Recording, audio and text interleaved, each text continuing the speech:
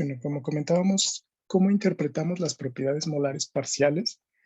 A grandes rasgos, las propiedades molares parciales se definen para una solución.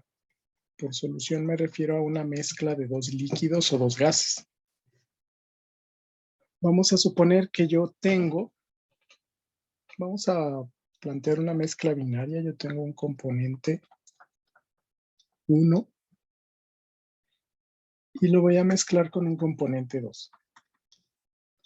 Ejemplos, por componente me refiero a especies químicas, por ejemplo, agua, metanol. Bueno, vamos a plantear inicialmente qué son las propiedades molares, como comentábamos, pero de los componentes puros. Hay una distinción. Para componentes puros se refiere a un componente que no se encuentra en solución.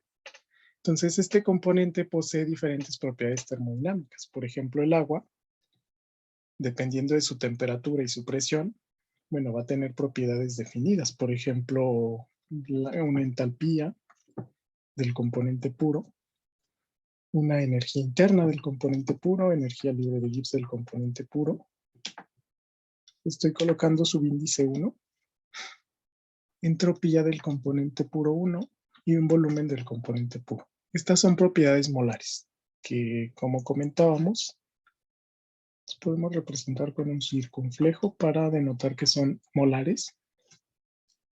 Como comentábamos, esas propiedades son intensivas y es la sustancia, la propiedad de la sustancia dividido entre el número de moles. Surge el volumen molar, energía interna molar, entalpía, energía libre, entropía. Okay. Para la sustancia 2, igualmente, tiene definidas sus propiedades como especie pura. Una entalpía molar 2, energía interna molar 2, energía libre de Gibbs molar 2, y así sucesivamente. Una entropía molar 2 y un volumen 2. Estas son cantidades molares. En solución, cuando yo mezclo cierta porción de un componente, por ejemplo, bueno, yo mezclo cierta proporción del componente 1 con otra proporción del componente 2. Podría tomar, por ejemplo, no sé, 100 mililitros de agua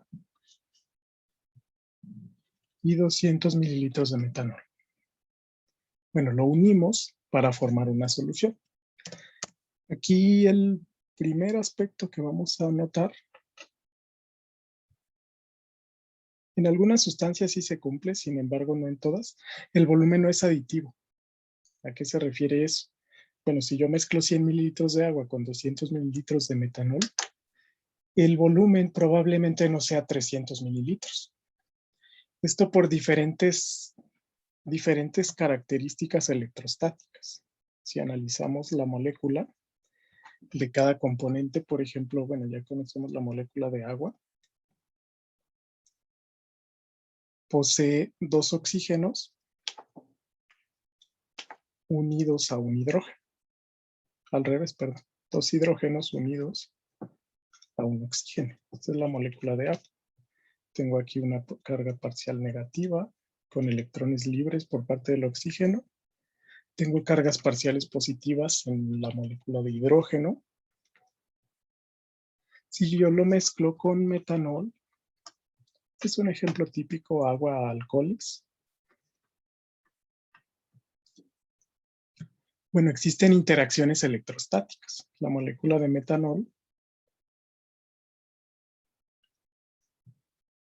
tiene un carbono unido a 3 hidrógenos y en este carbono unido a un oxígeno, ese oxígeno unido a un hidrógeno. Yo aquí tengo una carga parcial negativa también, cargas parciales positivas en carbono y en hidrógeno. Entonces existen interacciones entre estas dos moléculas que ocasionan que se formen puentes de hidrógeno.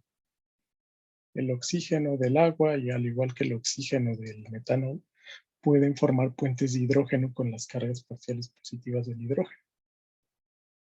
Eso hace que la molécula se compacte cuando está en solución. Entonces, generalmente ocurre esa compactación y estos enlaces se vuelven más pequeños, lo que hace que el volumen no sea aditivo. Si este volumen 1 fue 100 mililitros, el volumen 2 fue 200 mililitros, noten que eso es diferente al volumen molar, porque el volumen molar es volumen dividido por mol. Entonces probablemente el volumen total sea diferente. Y eso ocurre con todas las propiedades termodinámicas prácticamente. La solución total va a tener una entalpía total de solución, una energía interna, una energía libre de Gibbs, una entropía y un volumen, que son diferentes a la suma de estos por separado. A su vez, ya que está aquí en solución, yo tendría moléculas de agua y moléculas de metanol. Cada uno tiene un valor diferente de la propiedad que tenía en estado puro. Entonces, cada uno, aquí lo voy a separar por comas, tiene un valor diferente. Yo tengo aquí una entalpía del componente 1 molar parcial. Tengo una energía interna del componente 1 molar parcial. Y así sucesivamente. Energía libre de Gibbs, entropía, volumen. Igual para el componente 2. La notación es un guión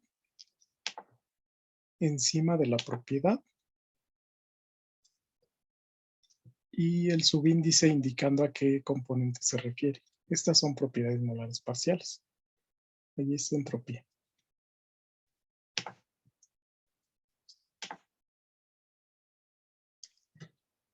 Y bueno, por definición nosotros sabemos a qué se refiere este valor. Sabemos que cualquier propiedad molar parcial tiene una definición bien definida.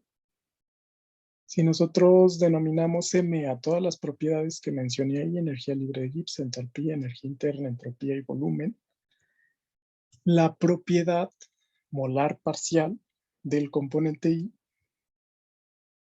es esta. Se define como la derivada parcial de la propiedad M. Aquí se multiplica por el número de moles para denotar que es una propiedad extensiva. Número de moles por la propiedad molar. Con respecto al número de moles de ese componente, manteniendo presión, temperatura y número de moles de todos los demás componentes constante. Se dice que es una función de respuesta. Es decir, es una medida de cómo cambia la propiedad M ante la adición, si tenemos temperatura y presión constantes, de una cantidad diferencial de la especie I a una cantidad finita de solución. Esas son las propiedades molares parciales. Por ejemplo, basándonos en la misma figura, imaginen que yo ya tengo aquí una solución formada con cierta cantidad del componente 1 y cierta cantidad del componente 2. Si a esta solución, por ejemplo, yo adiciono una pequeñísima cantidad diferencial de moles del componente 1, pensemos, esta cantidad de moles del componente 1 hace que se incrementen todas las propiedades en una magnitud diferencial. De H para entalpía, de U para energía interna, de G, aquí era G, para energía libre, de S y de B.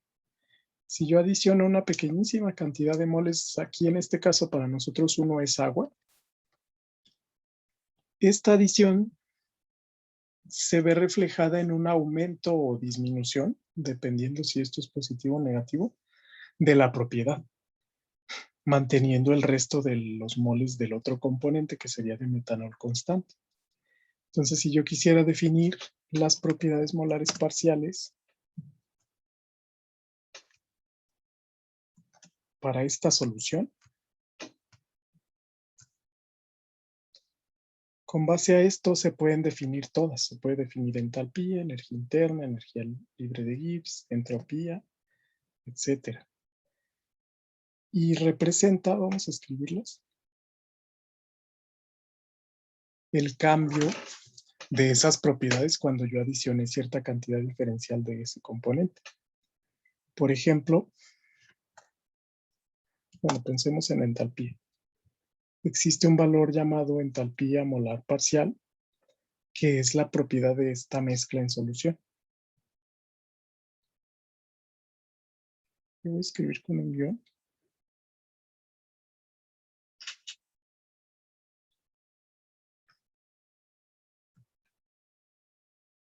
Ok, vamos a colocar el guión encima por notación.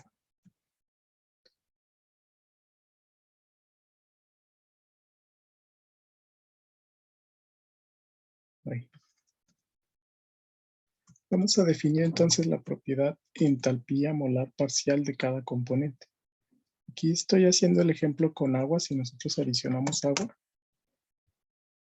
Y, por ejemplo, el valor de la entalpía molar parcial del agua, aquí sería del componente 1, puedo denotar 1, o puedo escribir del agua.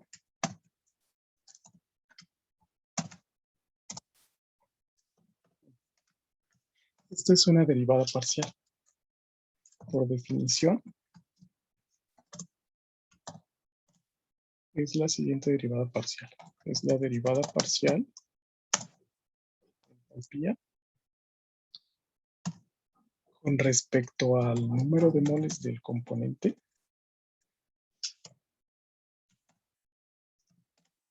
si yo mantengo la temperatura del sistema, la presión del sistema, y el número de moles del otro componente constantes. Aquí sería el número de moles del metanol. Este sería un ejemplo. Entonces, ¿qué significa esto? Es una razón de cambio. La entalpía molar parcial del componente 1, del agua, me dice cuánto cambia la entalpía de la solución si yo adiciono una cantidad muy pequeña de moles de agua precisamente, manteniendo la temperatura, la presión y el número de moles del otro componente constante. Esa es la entalpía molar parcial del componente 1. Y va a haber la entalpía molar parcial del componente 2 también. Que en este caso sería el cambio de entalpía de la solución. H es la entalpía total de la solución. Cuando yo adiciono un número de moles del componente 2 ahora, manteniendo temperatura, presión y número de moles del componente 1 constante. Entonces, la entalpía molar parcial del componente 1 es precisamente ese cambio, cómo cambia la entalpía de la solución. Lo que no tiene subíndice es la propiedad molar, pero de la mezcla o de la solución. Cómo cambia la entalpía cuando yo adicioné cierta cantidad diferencial de moles del componente 1. En cambio, la entalpía molar parcial del componente 2, igual, este sería otro caso diferente, me dice lo mismo, cuánto cambia la entalpía, pero cuando yo adiciono una cantidad diferencial de moles, pero ahora del componente 2. En nuestro ejemplo era metanol, por ejemplo. Y eso pasa con todas las propiedades. Esas son las propiedades molares parciales. Puedo definir una energía interna molar parcial, que es lo mismo, pero el reflejo de la adición de este número de moles, o también puede ser una sustracción de moles, en esa propiedad, en energía interna. En energía libre de Gibbs, en energía libre de Helmholtz, en entropía o en volumen. De modo tal que existen muchas propiedades termodinámicas molares parciales. Ya definimos una al inicio, que es la energía libre de Gibbs molar parcial, que por definición, aquí le voy a escribir G, eso es el potencial químico, que se representa por definición. Voy a buscar el operador de triple igualdad.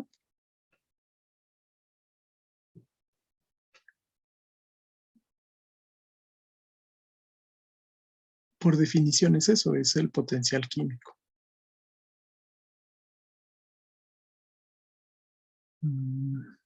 Ok, bueno, no lo encuentro, ahorita lo escribo.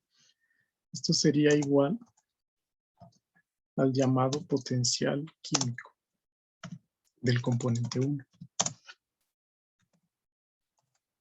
E igual sería el potencial químico, pero del componente 2. Entonces noten que las propiedades molares parciales de cada componente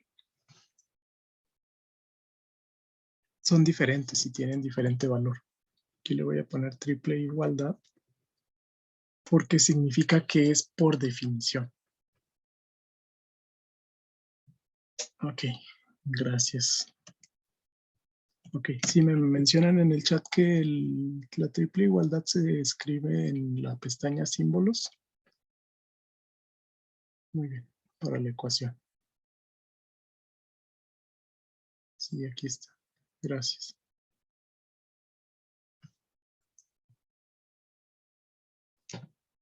Esa es la primera propiedad molar parcial que nosotros definimos, llamada potencial químico.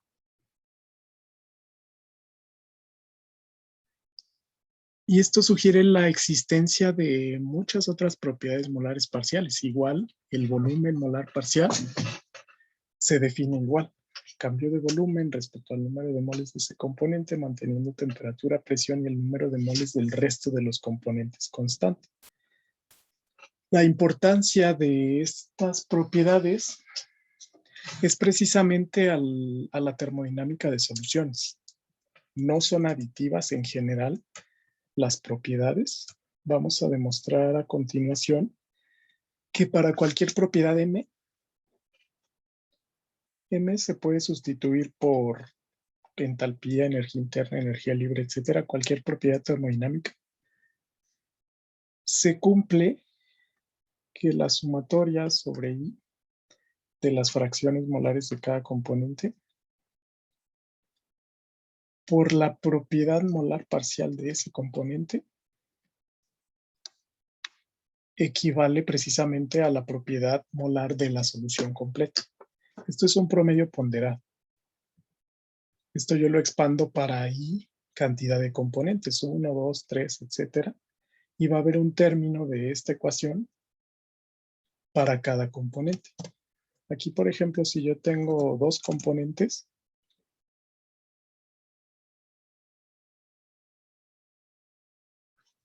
bueno, para dos componentes yo lo puedo expandir de la siguiente manera. Esta ecuación la vamos a rescatar. Así se relacionan las propiedades molares parciales con las propiedades molares de la solución. Esto existe para cualquier propiedad termodinámica. M, por ejemplo, puede ser cualquier propiedad. Entonces, si yo lo expando, por ejemplo, para entalpía, la entalpía de la solución es la sumatoria sobre I de la fracción molar en la fase líquida de ese componente, de cada componente, multiplicado por la propiedad molar parcial de ese componente. Si yo lo expando para dos componentes, sería, por ejemplo, fracción molar del componente 1 por propiedad molar parcial del componente 1. Ahí le voy a poner ya entalpía.